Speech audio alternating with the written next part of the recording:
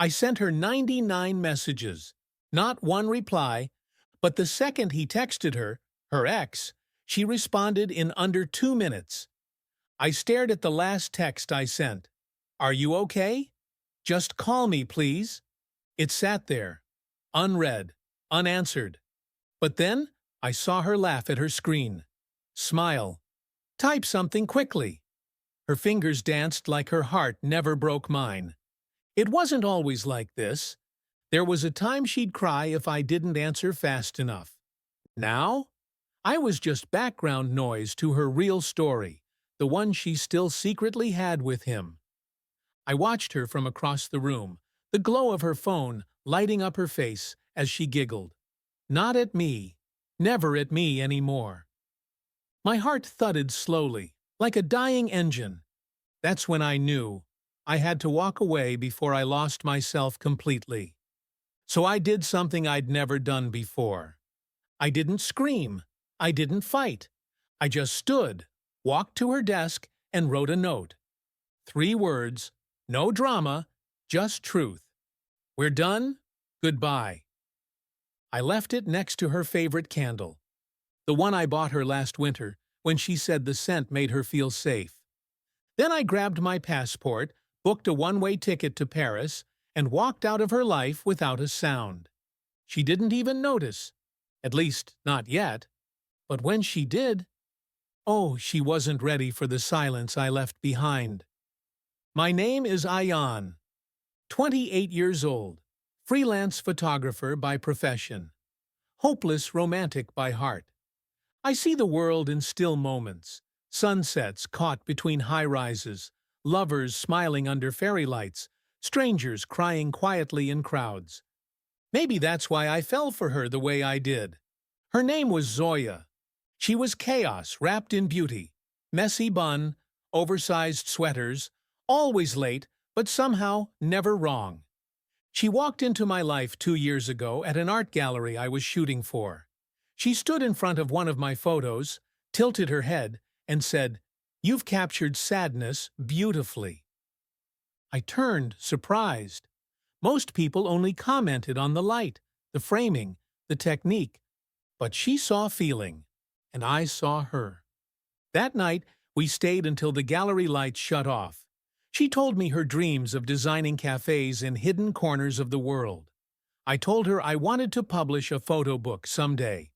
Stories told without a single word. We started seeing each other after that. First coffee, then walks, then weekends, then everything. Zoya was the kind of woman who made life taste better. She'd make chai and forget the sugar, but her smile made up for it. She'd wear 2 different socks and pretend it was intentional. And when she loved, she gave it all. At least, that's what I believed. For a long time, I thought I'd finally found the person who would never treat my heart like an option. She called me her safe space, her home, her favorite what if, that finally became a thank God. We had inside jokes, playlists, travel plans.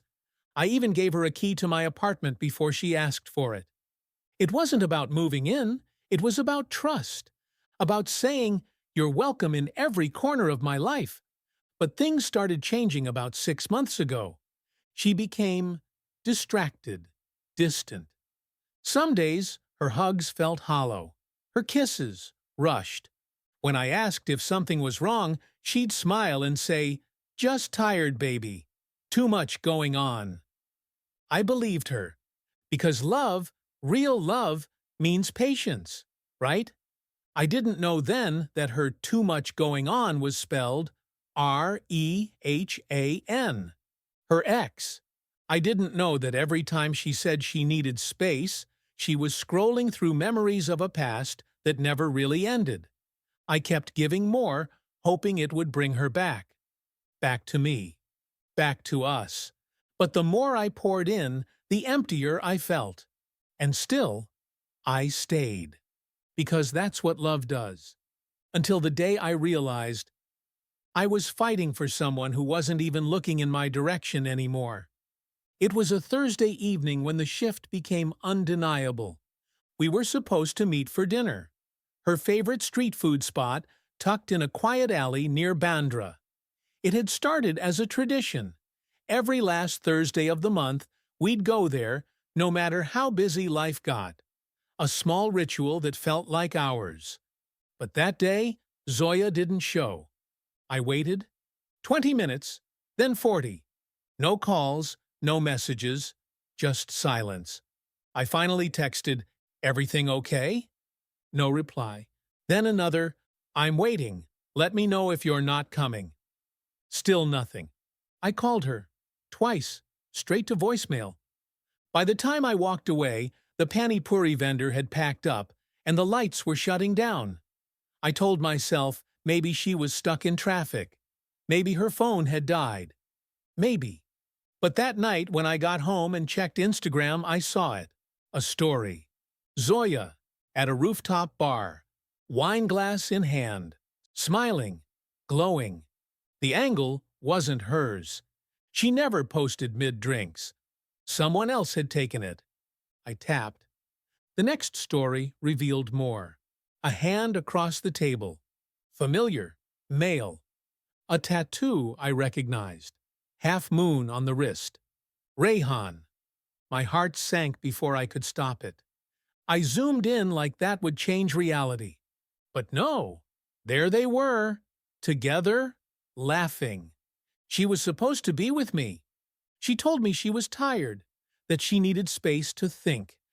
Instead, she was sipping Merlot with the man she once swore she'd never speak to again.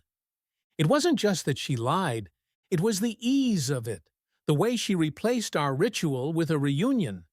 And suddenly, everything made sense. The missed calls, the forced smiles, the excuses, the way she always kept her phone face down. I didn't sleep that night. I didn't even cry. I just stared at the ceiling, counting every time I'd chosen to trust her over my own gut. The next morning, she texted like nothing happened. "Zoya, sorry I bailed last night. Work thing got hectic. Can we reschedule?" Reschedule. Like our love was a dentist appointment. I didn't reply. I couldn't. So I just stared at that message, letting the betrayal settle in. She had lied. Not just once, not just in words, but in every choice she made. And the worst part? I wasn't even sure if this was the first time, or just the first time she got caught. I stared at her message for hours. "Sorry I bailed last night. Work thing got hectic. Can we reschedule?" Reschedule what, Zoya? The love? The loyalty? A part of me wanted to reply right away. Ask her where she really was. Ask her if Rayyan still made her laugh the way I used to. Ask her if I was now just a placeholder until he decided to come back. But I didn't. Instead, I scrolled back through our old texts, back when she used to send me voice notes of her laughing mid-sentence. Back when she'd send blurry pictures of the moon saying, "This reminded me of you tonight." Where did that Zoya go? I looked in the mirror, trying to find the mistake on my face. Was I too soft? Too available? Had I loved her too loudly while he whispered in the background? I didn't sleep that night either. My brain just looped with questions. Maybe it wasn't what it looked like. Maybe it was just a one-time thing. Maybe she was just confused. But I knew better. When a woman laughs like that with someone, it's not confusion. It's choice. The next day, I met her for lunch like nothing had happened. She sat across from me, hair tied back, sunglasses perched on her head like some casual model from a Parisian cafe. She looked beautiful, effortless, and guilty as hell. "So," she said, stirring her iced coffee, "how was your shoot yesterday?" I nodded slowly, watching her eyes. "Long, tiring. You?" "Ugh," she exhaled. "The client was a nightmare. Back-to-back calls. I was brain-dead by 8 p.m. I wanted to scream, but I didn't. I smiled and said, "Must have been tough." She nodded, sipping her drink. "You know how it is." Oh, I did. I watched her lips move as she lied straight to my face. The same lips that once told me, "I'd never lie to you, ever dot." And yet, here she was, painting her fantasy while erasing my reality. I had rehearsed 100 confrontations in my head, but sitting there, staring at her, all I felt was hollow.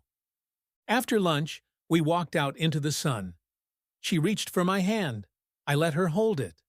Maybe I was weak, or maybe I just needed one last moment to see if there was anything real left in her touch. There wasn't. Later that night, I lay awake with her beside me, her breathing soft, her phone charging on the bedside table. The same phone that ignored my messages, but replied instantly to his. I wanted to check it. God, I did. But I didn't want more proof. I already had enough. So I closed my eyes and listened to her sleep. How did we get here, Zoya? When did I become the background music to your main act? The next morning, I woke up before her, sat at the edge of the bed, watching the city come alive through the window.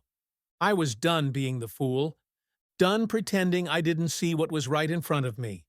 Still, I didn't hate her. That was the worst part. I loved her, even as she slipped away, even as she clung to a past I was never part of. But love isn't a leash, and I refused to be someone's second choice. I picked up a pen, grabbed a sticky note, and wrote the words with a hand steadier than I expected. We're done. Goodbye. 3 words. That's all it took to end 2 years. I placed it by her favorite candle, the one I bought for her during our trip to Rishikesh. She said it smelled like peace. I hoped she'd find some in it. Then I packed my camera bag, grabbed my passport, and walked out the door. No theatrics, no grand finale, just silence. I booked the earliest flight I could. Paris. Somewhere far. Somewhere I'd never hear her lie again. As I boarded the plane, my phone buzzed. It was her. Zoya. Hey, love. I woke up and you weren't here. Everything okay? I turned the phone off. Some silences speak louder than any answer. Paris was colder than I expected, but maybe it wasn't the air. Maybe it was the part of me that had gone numb. I spent my days wandering Montmartre with my camera, pretending the world was beautiful again. The cobblestone streets, the golden light at dusk, the aroma of freshly baked bread. It all felt like a lie I desperately wanted to believe. One evening, about a week in, I sat at a quiet cafe near the Seine, nursing an espresso and scrolling through my emails. I had kept my phone off most of the time, but I turned it on for work-related messages. That's when I saw it. An email from Rayyan. Subject: You deserve the truth. My fingers froze. I hesitated. My heart pounded. But curiosity always kills silence, doesn't it? I opened it.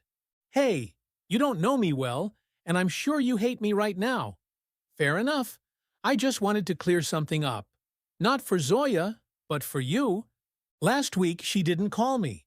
I ran into her by accident at a friend's birthday. We talked. That's it. She left early. Nothing happened. But 2 nights later, she showed up at my door. She was crying, said she and you were on a break, and she didn't know what she wanted anymore. She kissed me. I didn't stop her. I won't lie, I wanted her back. I always did. But when she left that night, she was still confused. I'm not writing this to make myself look good. I'm writing this because she's probably not going to tell you any of it. Maybe you've already walked away. If so, respect. Just don't let her rewrite the past. You deserve to know exactly what happened. I read it twice, then again, and again. Each time, it felt like another punch to the ribs. So it wasn't just the dinner, or the lie, it was her going back, her choosing him, again. Even if she walked away later, she still went. She still kissed him. She still stood at the edge of betrayal, and jumped. My jaw clenched. My chest tightened. I had left thinking maybe, just maybe, I'd misunderstood, that maybe I was too rash. But this? This was deliberate. She made a choice, and it wasn't me. I shut my laptop and stood up so fast I nearly knocked over the chair. I walked along the river, hands shaking, the lights of the Eiffel Tower flickering like static behind tears I didn't let fall. And that's when my phone rang. It was Zoya. I stared at her name on the screen, not moving. Why now? Why after everything? Something in me itched to hear her voice, to see if she'd finally admit it. I picked up. "Hello?" she said softly. Silence. "Are you okay?" she asked. "Where did you go? I woke up, and the note." I waited a beat. Then I asked, "Did you kiss him?" Dead silence. "Zoya." She breathed in hard, then exhaled. "Yes." I didn't respond. "I didn't mean to," she began. "You never mean to," I cut her off. "But you always do, don't you?" She sniffled. "It didn't mean anything." "That's the problem, Zoya. You gave a piece of us away, and it meant nothing to you." And before she could say anything else, I ended the call. This time, the silence wasn't sad. It was clarity. A week passed after that call. No texts, no missed calls, no more emails. Just the kind of silence that doesn't ache anymore, because you've bled out everything already.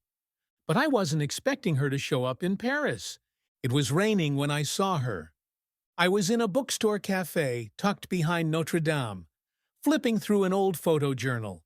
And there she was, standing at the entrance, drenched from the storm, eyes scanning the room until they landed on me. For a second, I thought I was hallucinating. She walked up slowly, clutching her umbrella like a weapon, but her face said otherwise. Vulnerable, hollow, desperate. "Rayyan," she whispered. I closed the book gently, stood up. "What are you doing here?" I had to see you," she said, voice trembling. "I didn't want this to end like that." I scoffed. "Like what? With the truth exposed?" She flinched.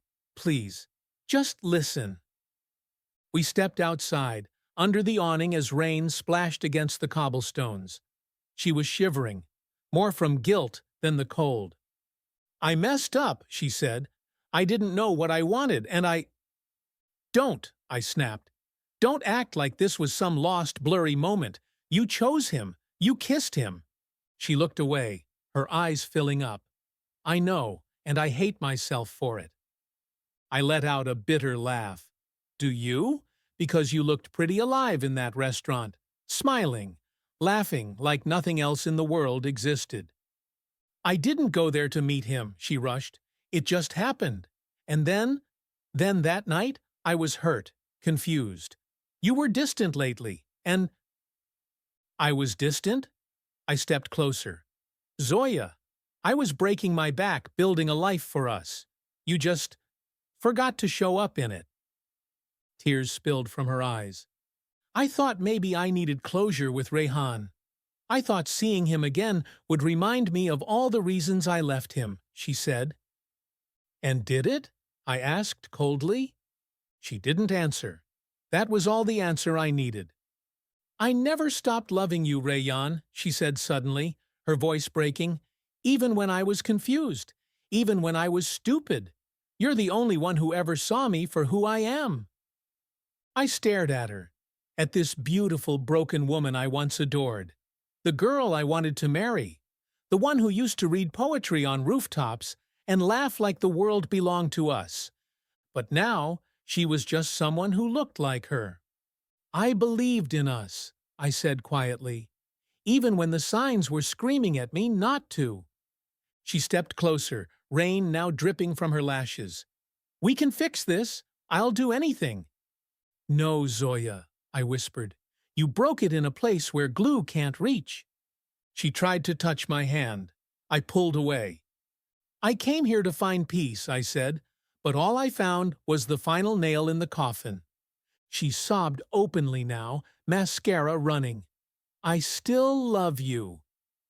I shook my head.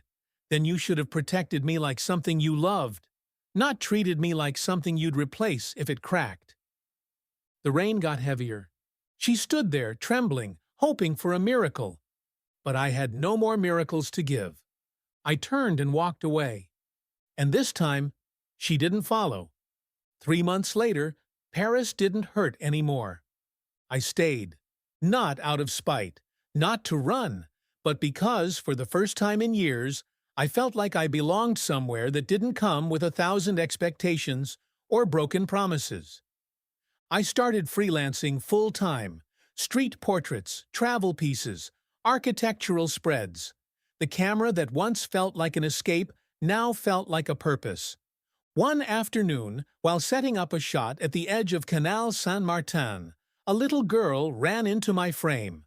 Her mother apologized in rapid French, and I just smiled, waving it off. And for some strange reason, I thought of Zoya, of how she used to dream about being a mom, of the names she scribbled in her journal, of the day she made me promise we'd raise a child who knew what real love looked like. Funny how people can preach love while practicing betrayal.